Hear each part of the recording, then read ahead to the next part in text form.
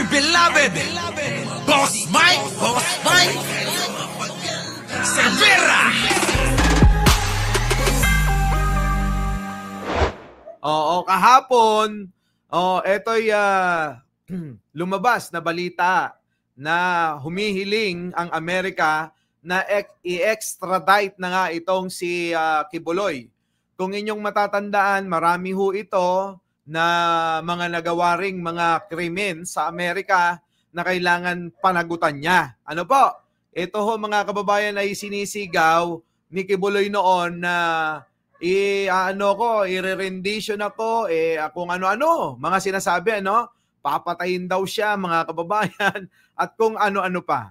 Elena Garcia, thank you naman. Mayor na Santico, oo. Enteng Cabisote, nandyan na rin. Sa inyo pong lahat, mga kababayan. Opo, sa mga nabati at hindi nabati, pasensya na ho kayo. At basta wag nyo kalimutan mag-like ngayon. Baka i-report na naman tayo. So, eto na nga ho yung masamang balita para kay Kibuloy at sa mga DDS. Kasi mga kababayan, ito ho ay matagal na ho dapat na talagang tinangay ng Amerika. Ewan ko ba, sabi nga nung isang chismosa na kasama natin na si Jojo Chavez, baka ito daw ho yung binulong ni Pangulong Bongbong Marcos nung siya'y dumalaw sa Amerika. Kung inyong matatandaan, Di po ba? Ito ho ay dumalaw sa Amerika. Si Pangulong Bongbong Marcos nung siya'y inimbitahan ni Donald Trump. Hindi kaya kasama ito sa binulong, Boss Mike? Baka nga. Kasi bigla-bigla. Wala pang isang buwan. Ilang linggo pa lang ang nakakaraan. Bigla-bigla meron ng ganito, mga kababayan ko. Kaya mga kababayan, asahan na rin natin na itong mga DDS, mga kababayan, ay parang mga naasinan na naman na bulate.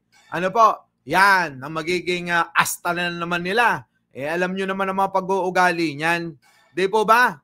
Eto na. Pasok! Nihiling ng Amerika na i-extradite o ilipat sa kanilang jurisdiksyon si Pastor Apollo Kibuloy. Ayon sa isang source ng GMA Integrated News. Nakatutok si Salima Refran. Ito na mga kababayan, sakit sa ulo ng mga DDS to Ang tanong dyan mga kababayan ko, kung sakasakali na ito'y masilo na ng Amerika, sino na ho mga kababayan ang magmamaniobra ng kingdom nila? At kung yung kanyang mga kababayan, tagapamahala, nakakulong din siya. Di po ba mga kababayan si Digong nakakulong din? Yun po yun So kung etong mga ito ay makulong na nga sa ibang bansa, sino na pipirma? Dito mga kababayan sa Pilipinas, pwede pang pumirma si Kibuloy Dadalin lang yung dokumento sa kanyang kulungan, pwede na. Pero sa Amerika kaya magagawa nila? Yan ang malaking katanungan. Kung hindi na, may malaking problema talaga. Di po ba? Malaking problema. Tuloy. Hinihingi na raw ng US ang extradition ni Kingdom of Jesus Christ founder Pastor Apollo Kibuloy para harapin ang patong-patong na mga kaso niya doon. Ayon sa ilang government sources na nakausap ng GMA Integrated News, na-transmit na raw ng US ang mga dokumento patungkol dito sa Department of Justice itong Hunyo. Nako mga kababayan ko, ayan hindi sa ating galing na patong-patong yung kaso ni Kibuloy. Kung inyong matatandaan, matagal na yan.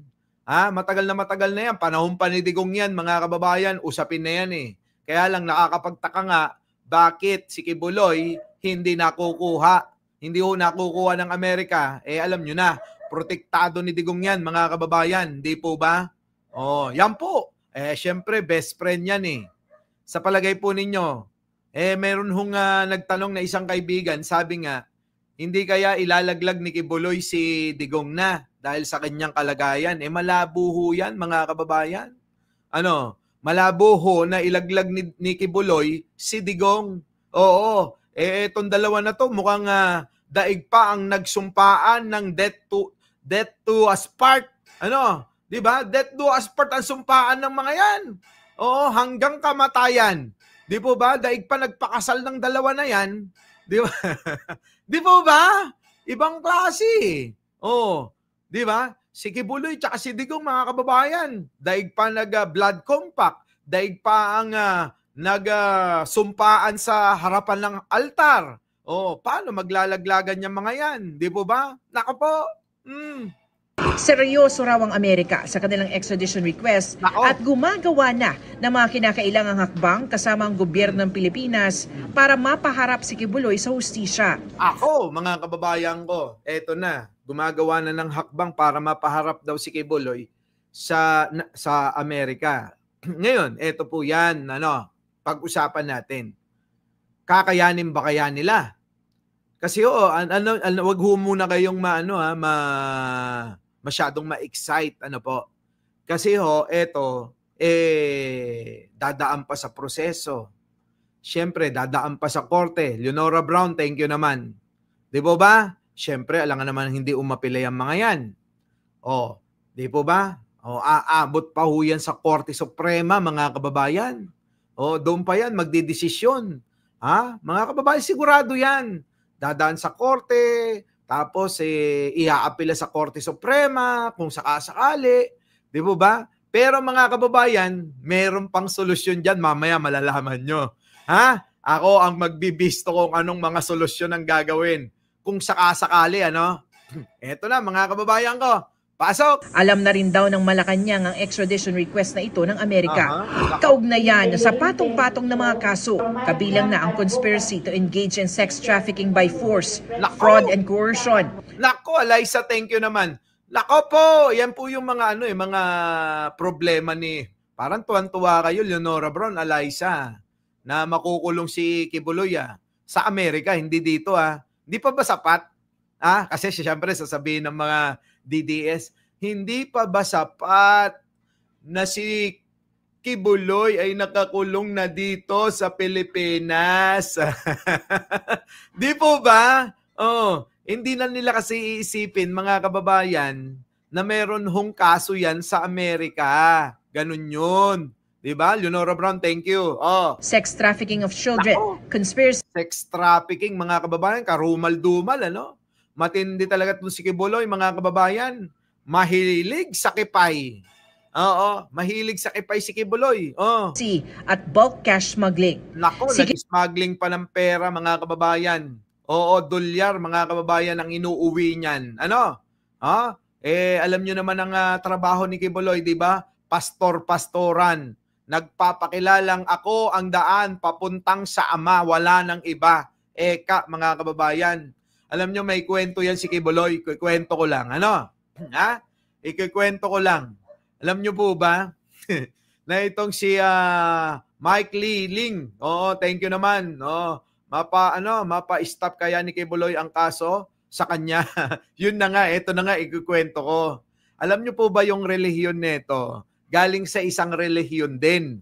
Humiwalay si Kibuloy, ito ayon sa kwento ng dati niyang kasama sa isang sekta. Humiwalay si Kibuloy sa isang sekta, nagtayo siya. Ngayon, mga kababayan, meron talagang tao na magaling magpaniwala, lalo na kapag uto-uto ka, tulad ni Kibuloy at etong dalawa, Etong dalawa na tong nasa screen. Mga kababayan ko, abay nakapag-inganyo, nagkaroon ng mga tagasunod siya. At dito, mga kababayan, bigla siyang nagsalita na magugunaw na daw ang mundo. Aantayin daw nila sa isang lugar na bundok, mga kababayan, ang pagbaba ni Kristo. Yan yung kwento. So ngayon, yung mga tao umaasa. Ibinenta na yung lahat ng mga ari-arian. Kita nyo naman, pagkakaisipin nyo, lagi itong ginagamit yung bababa na si Kristo, parating na si Kristo, ako lang ang tagapagligtas nyo, wala nang iba. Parang gano'n, Ganun ho lagi yung mga banat ng mga kulto. Ngayon, ito, ibinenta yung mga ari-arian. Hindi nila naisip, kahit ibenta mo yung ari-arian mo, kahit na maging pera yung ari-arian mo, mga kababayan, ganun din naman Magugunaw din naman ang mundo kung totoo bakit magbebenta ka pa? Di po ba? Di ba makakasama rin yung pinagbenta mo sa gunaw ng mundo kung totoo? So yun po ang pang banat, Mga kababayan ko, shoutout nyo si Jojo Chavez, matampuhin yan. Yan ho ang matampuhin na chismosa. Apple Santos, Mabel Santos, eto na mga kababayan ko. Inahantay po nila mga kababayan. Yung pagbaba ni Kristo nando doon, yung mga kanyang mga kasama.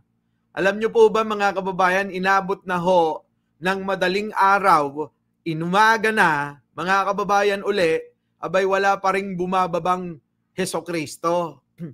Ngayon, mga kababayan ko, di syempre mapapahiya siya. Ano po? Mapapahiya mga kababayan eh. Nakita ko yan sa YouTube. Ayan, di ba? Mga kababayan ko, nung hindi ho dumating, hindi ho bumaba, at hindi ho nagunaw ang mundo, mga kababayan, may palusot si Kibuloy, Alam nyo kung ano palusot? Bumaba yung kanyang espiritu at pumasok sa katawan ko. Ay, ako! Diyan na ho, mga kababayan nag-umpisa na yung pagbaba daw ni Kristo ay hindi na yung katawang tao, kung hindi mga kababayan, espiritu na sumapi na raw sa katawan ni Kibuloy. So, sa madaling salita, mga kababayan, yung pong kanyang mga tagasunod ay naniwala pa rin.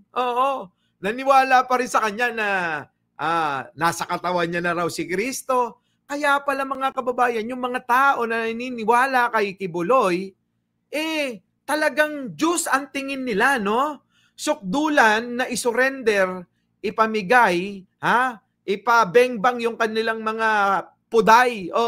Mga kababayan. Sukdulan, ayan kita nyo naman ang kwento, di ba? Kasi ang tingin pala ng tagasunod ni Kibuloy, isa siyang Diyos, mga kababayan ko. Di ba? Isang Diyos ngayon mga kababayan, kaya sino ka ba naman na anak ng Diyos lang?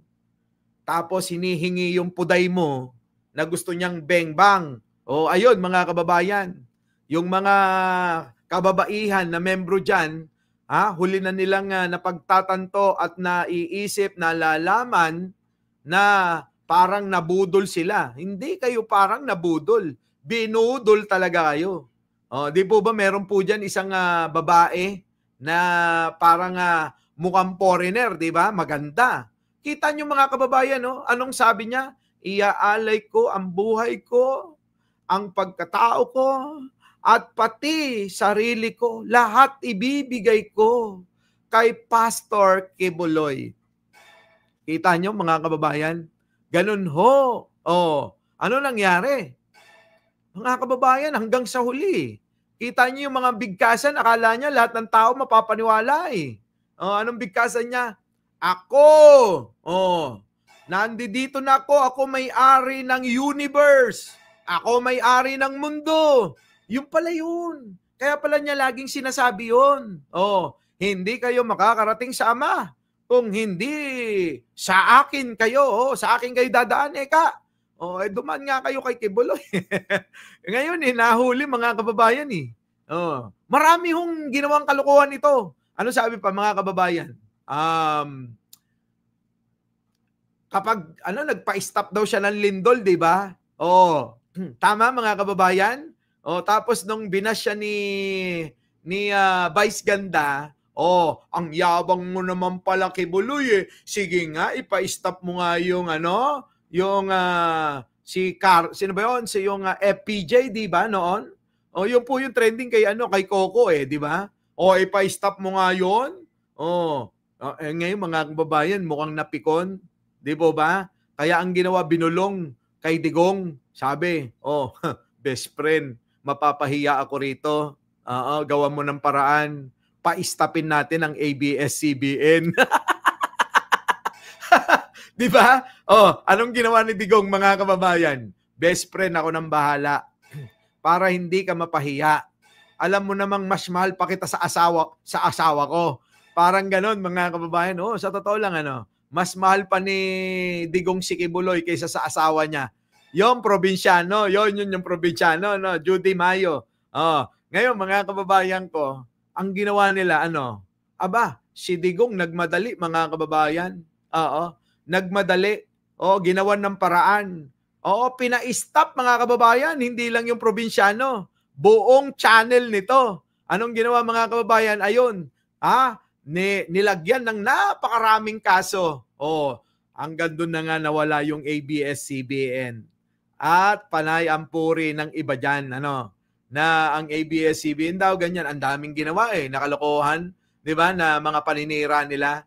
So yon mga kababayan, doon po yan si Kibuloy na na mayagpag, grabe.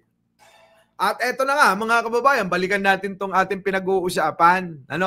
Itong ating pinag-uusapan dito kay Kibuloy. Tuloy. Kibuloy ay malapit na kaibigan at naging spiritual advisor ni dating Pangulong Rodrigo Duterte. Nang tanungin namin tungkol dito sa Philippine Ambassador to the US, Jose Manuel Romualdez, sinabi niyang isinumite na ang extradition documents si Kibuloy sa DOJ para Naku po mga kababayan.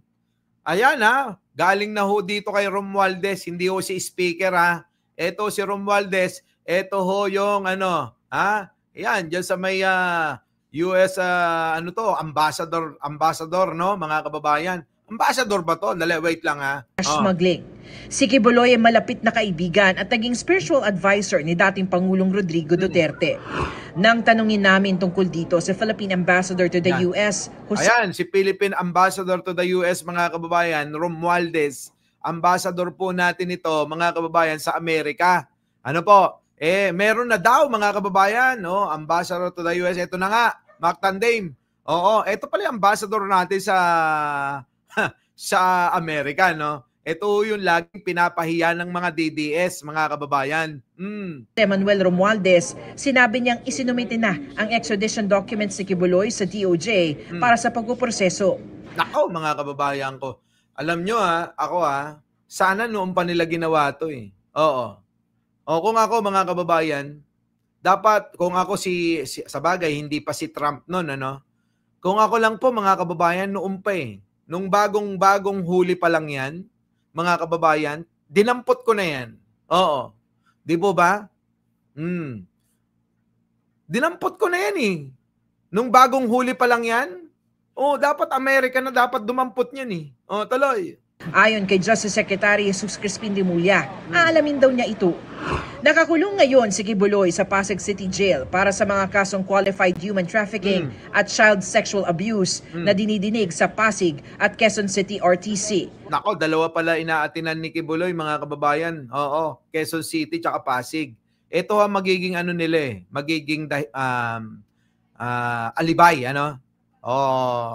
sasabihin sa korte mga kababayan na hindi pwedeng hindi pwedeng kunin niyo si Kibuloy kasi may dinidinig dito sa amin yan Meron na hong naumpisa ang kaso Kailangan tapusin mga kababayan. Ganun ho yan mga kababayan ko.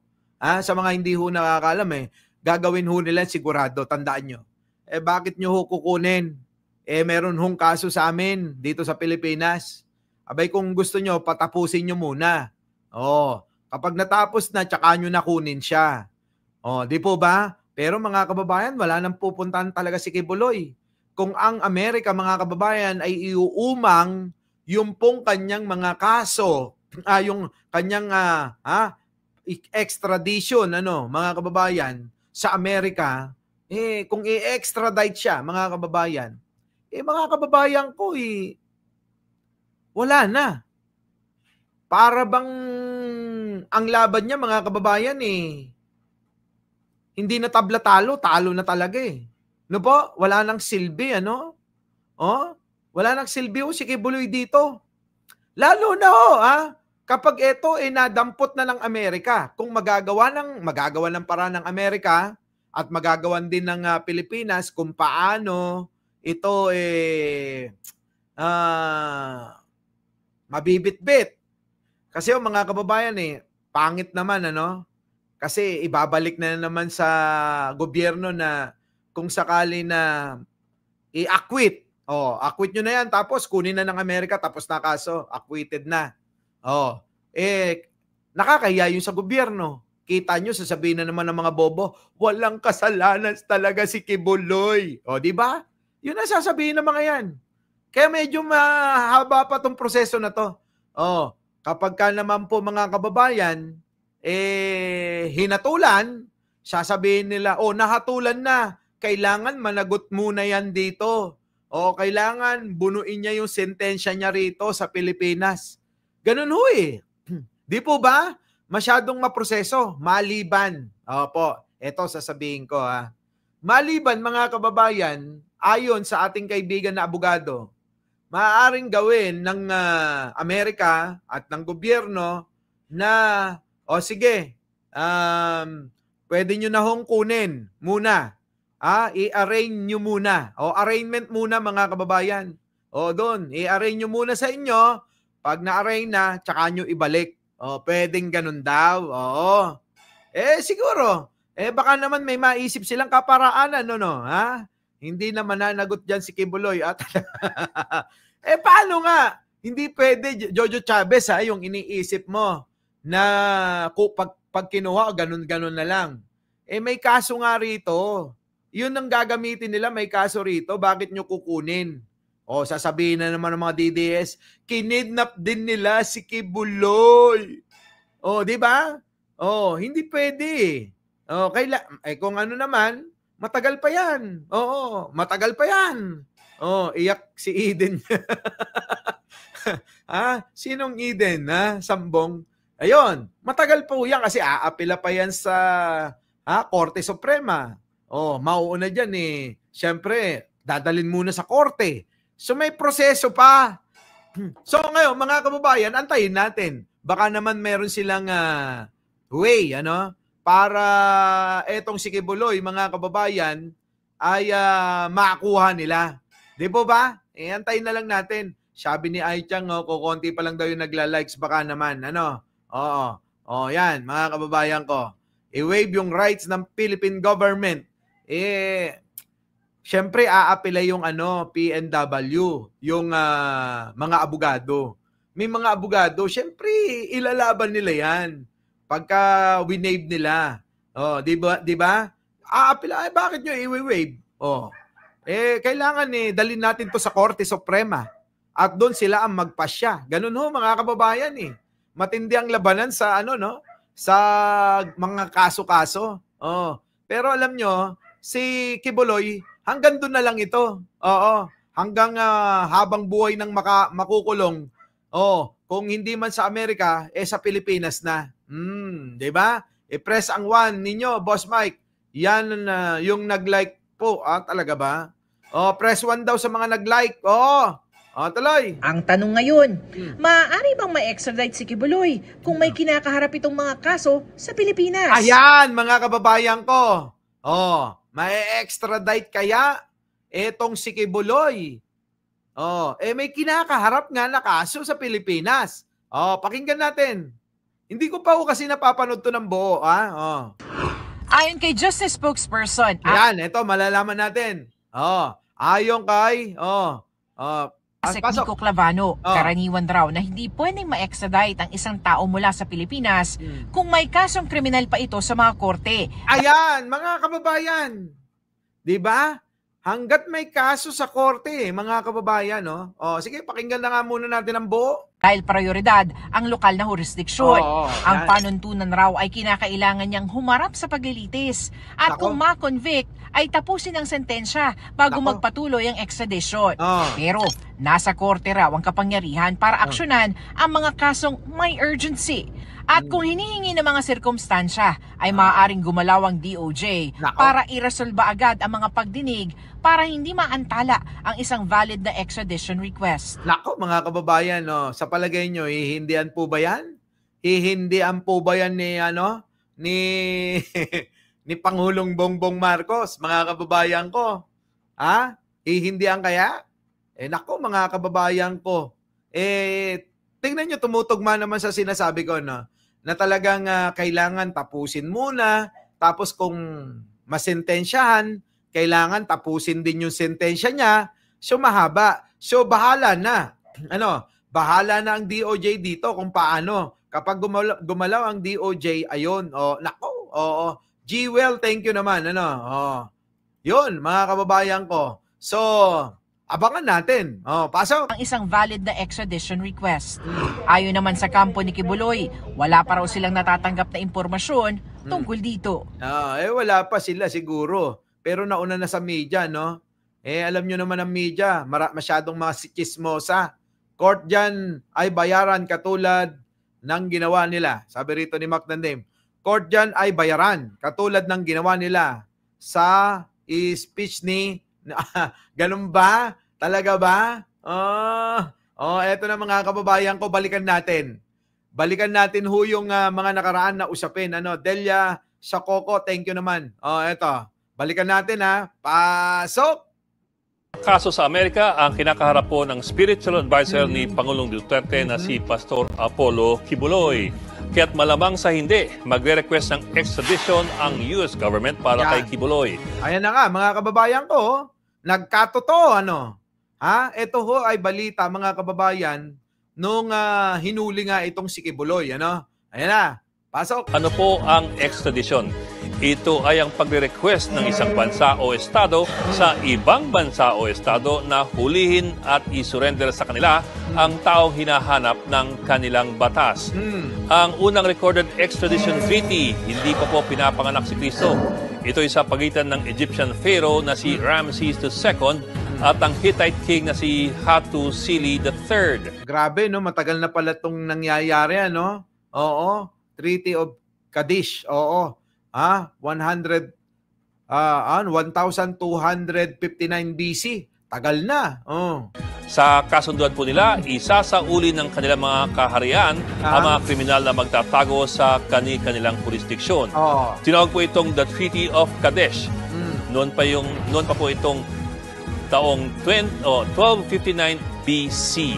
Sa modernong konteksto, minabuti ng maraming bansa na magsagawa ng extradition treaties para hindi makataka sa mga pugante sa pamamagitan lamang ng pagsakay ng eroplano o ng vapor. Ang Pilipinas po, merong extradition treaty sa US na niratipika noon pa. Ayan na mga kababayan, tandaan nyo meron tayong extradition treaties with US, Australia. Ito para alam nyo.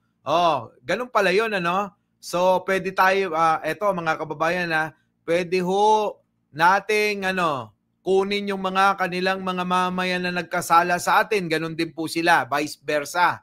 US, Australia, Canada, China. Etong China kaya, itutupad ito. Hong Kong, ayan China, Hong Kong, isa na lang ho kasi yan.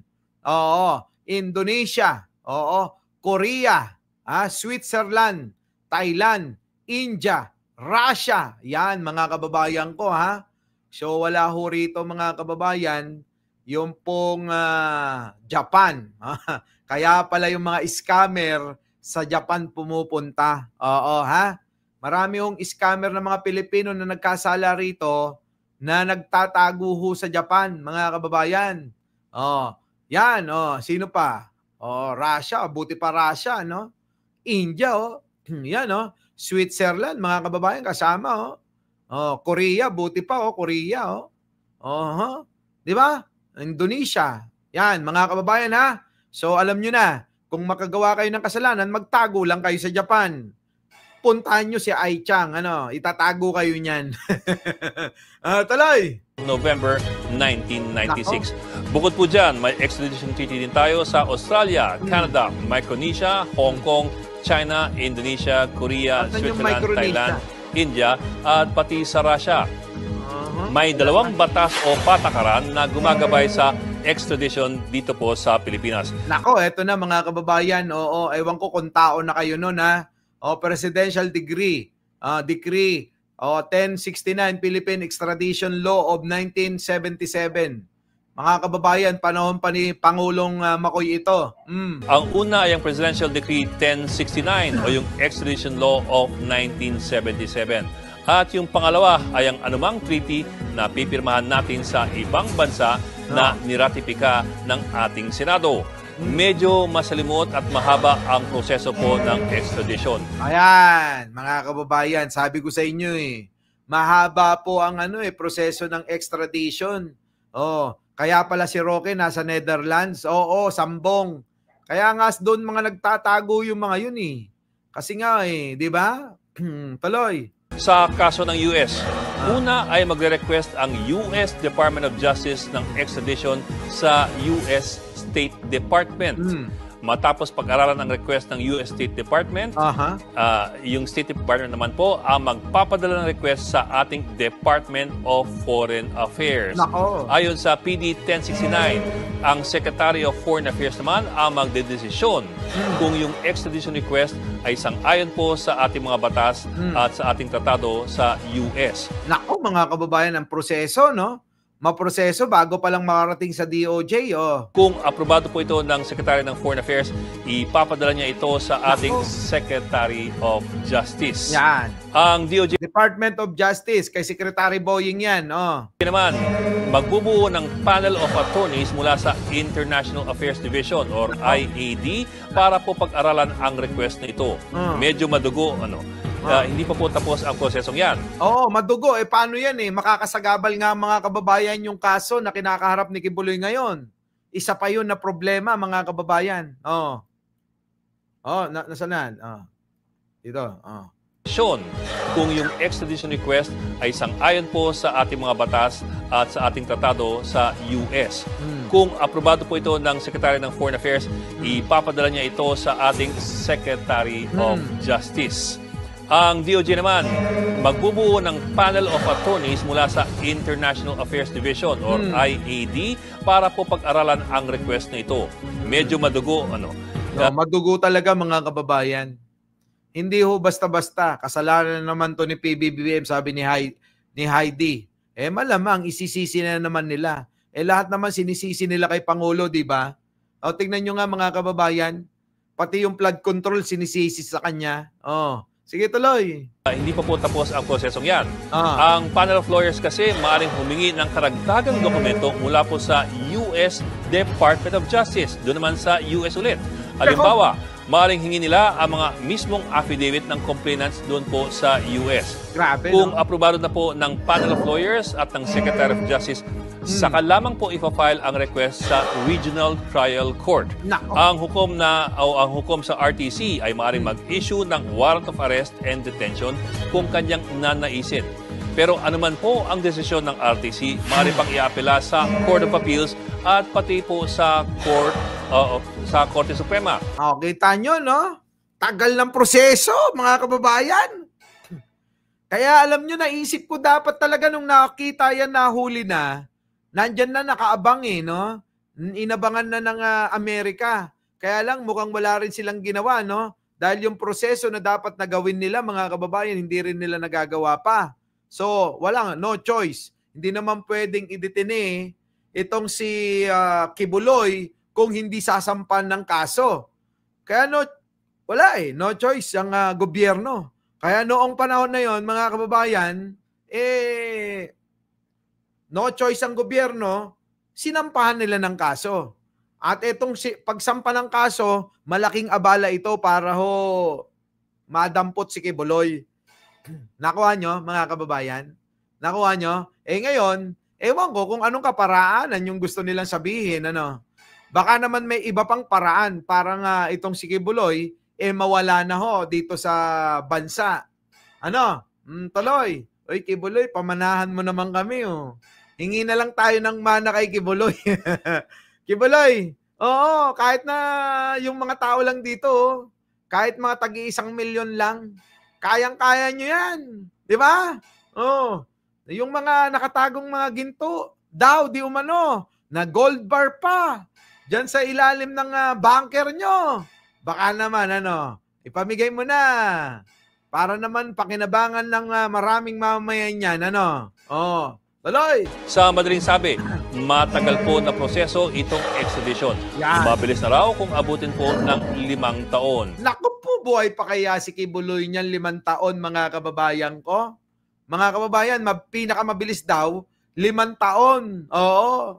Ang tanong, yan ba aabutan pa ni Kibuloy? Si Kibuloy mga kababayan, ilang taon na ba? Di po ba? 70 plus na. Si Digong mga kababayan, malamang hindi na aabutan yan. Hindi na masasaksihan ng best friend niya, na si Digong, yung pong hatol sa kanya, Wala na. Tigok na yung mga yan. Kaya nga. So, mga kababayan, lagot. Wala na talaga eh. Wala na akong pupuntahan eh. Na-checkmate na ho si Kibuloy dito sa madaling salita. Checkmate na. Wala na akong pupuntahan. Ibig sabihin, yung buhay ni Kibuloy, iikot na lang sa mga kulungan. At doon, mga kababayan, bahala na siyang i-enjoy, yung kulungan kung paano. Oo. Sabi nga nila, kung ano yung kaparaanan mo para ma-enjoy mo yung buhay mo, kahit sa isang maliit na kwarto, gawin mo na, no? Biruin mo, mga kababayan, sa haba ng panahon na ikay na mayagpag, masarap ang buhay, gabi-gabi, iba-iba ang binibengbang. Ganon din si Digong, mga kababayan ko.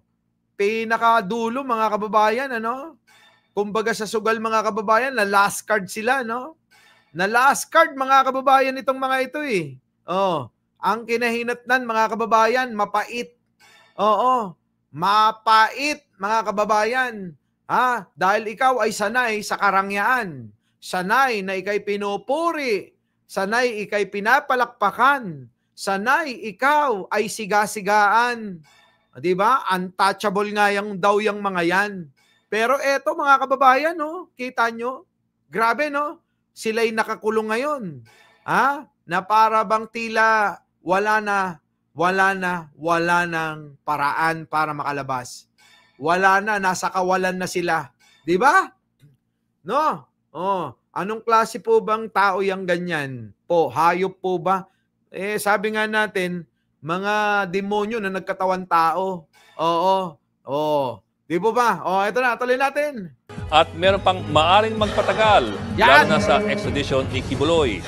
Noong taong 2020 kasi, binasura ng Davao Prosecutor's Office ang parehong reklamo, trafficking in persons at child abuse, laban kay Kibuloy dahil sa kakulangan daw ng ebidensya. Pero inelevate po ito sa DOJ for review at hanggang ngayon po ay nakabinbin pa ito sa DOJ. Kung sakali lamang na ituloy ang kasong ito sa DOJ, kailangan tapusin ang paglilitis ng kaso dito sa Pilipinas. Tama nga yung sinasabi natin, mga kababayan. Kailangan tapusin muna yung mga kaso ni Kibuloy dito sa Pilipinas. Paano kayang gagawin nila, no? Ako, curious ako eh.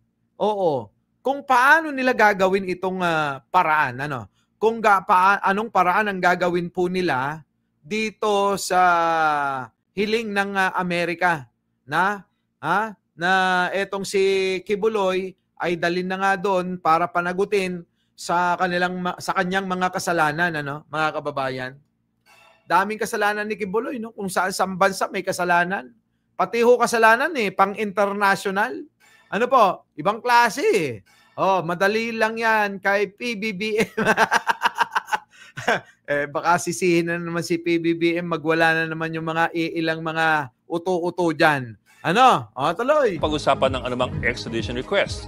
Sabi nga po ng iba, baka nagunaw na ang mundo bago umusad ang anumang extradition case laban kay Apollo Kibuloy. Yan. Masamang balita ho yan, mga kababayan ko. Kita nyo, narinig nyo, magunaw man ng mundo daw, Sabi nga po ng iba, baka nagunaw na ang mundo bago umusad ang anumang extradition case laban kay Apollo Kibuloy. Kita nyo, minsan minsan may nagagawa ring mabuti pala. May advantage, mga kababayan, yung marami kang ginagawang kasalanan, Kasi hindi ka basta-basta makukuha ng iba. Kasi may kasalanan ka rin dito, may kasalanan ka ron. So ngayon, mga kababayan, paunahan. Kaya nga dapat nauna ang Amerika dyan, mga kababayan. Sabagay, alam nyo, kasalanan to ni Digong. Kasalanan ni Digong. Bakit kanyo, mga kababayan? Kung hindi niya pinorotektahan noon, di dapat nandoon na yan ngayon. Di ba? Sipin nyo. Mga DDS, huwag nyo sisi si Pangulong Bongbong. Ang sisihin nyo si Digong. Kasi kasalanan talaga ni Digong ito, mga kababayan. Di ba? Kung hindi ho pinorotektahan ito, at hinayaan ng Amerika na kunin ito, mga kababayan, nako! Di ba? Galit na kasi si bro, galit na ba? Di sana nandoon na sa Amerika yan. Di ba? Bring Kibuloy in US now. Sabi ni Islap. Di ba? So yan mga kababayan ha. Our beloved Boss Mike! Boss Mike!